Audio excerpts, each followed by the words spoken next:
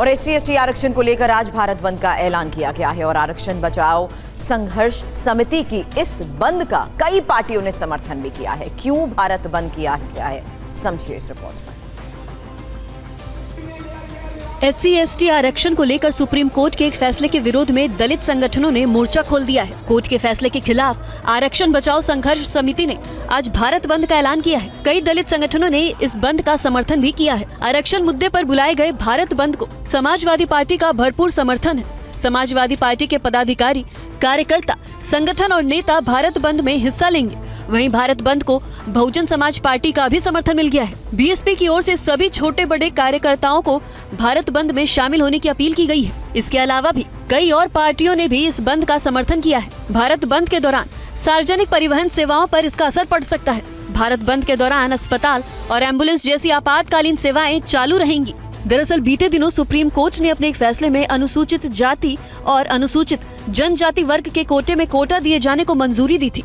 Court ने कहा था कि SC/ST कैटेगरी के भीतर नई सब कैटेगरी बना सकते हैं और इसके तहत अति पिछड़े तबके को अलग से रिजर्वेशन दे सकते हैं। साथ ही सुप्रीम कोर्ट ने SC/ST आरक्षण में क्रीमी लेयर लागू करने के लिए भी कहा है। सुप्रीम कोर्ट ने कोटे के अंदर कोटे की अनुमति राज्य सरकारों को देते हुए कहा था कि राज्य अपनी मर्जी और राजनीतिक महत्वाकांक्षा के आधार पर फैसला नहीं ले सकते। अगर ऐसा होता है तो उनके फैसले की न्यायिक समीक्षा की जा सकती है। अगर कोई राज्य किसी जाति को कोटे के अंदर कोटा देती है तो उसे साबित करना होगा कि ऐसा पिछड़ेपन के आधार पर ही किया गया है। अब सुप्रीम कोर्ट के इस फैसले के खिलाफ कई दलित संगठनों को आपत्ति है और वो इसका लगातार विरोध कर रहे हैं। इसी को देखते हुए आज बंद का ऐलान किया गया है, जिसका कई सियासी दलों ने समर्थन किया है।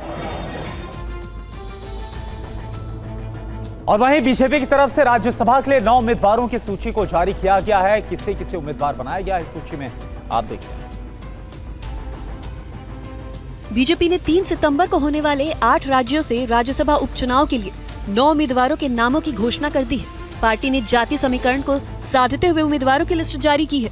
बीजेपी ने राजस्थान से केंद्रीय मंत्री रवनीत सिंह बिट्टू और मध्य प्रदेश से जॉर्ज कुरियन को मैदान में उतारा है। तो वहीं सत्तारूढ़ पार्टी ने बिहार से बार काउंसिल ऑफ इंडिया के अध्यक्ष और वरिष्ठ अधिवक्ता मनन कुमार मिश्रा को अपना उम्मीदवार बनाया है। बार काउंसिल के अखिल भारतीय अध्यक्ष, सुप्रीम कोर्ट के वरिष्ठ अधिवक्ता, तो पहले पटना हाईकोर्ट में वकालत करते थे, मनन कुमार मिश्रा जी को राज्यसभा के उम्मीदवार बाई इलेक्शन में नामांकित किया है।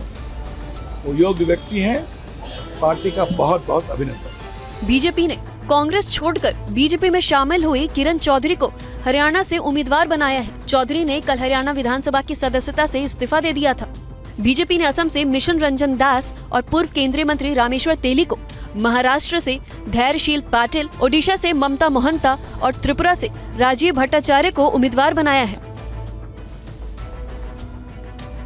और झारखंड के पूर्व मुख्यमंत्री चंपई सोरेन दिल्ली से वापस झारखंड पहुंच चुके हैं। उन्होंने कहा कि सोशल मीडिया पर पोस्ट कर वो अपनी सोच रखी थी, अभी भी वो उस पर कायम है। अपने घर सरायकेला खरसवा पहुंचे झारखंड के पूर्व मुख्यमंत्री चंपई सोरेन का जबरदस्त स्वागत हुआ।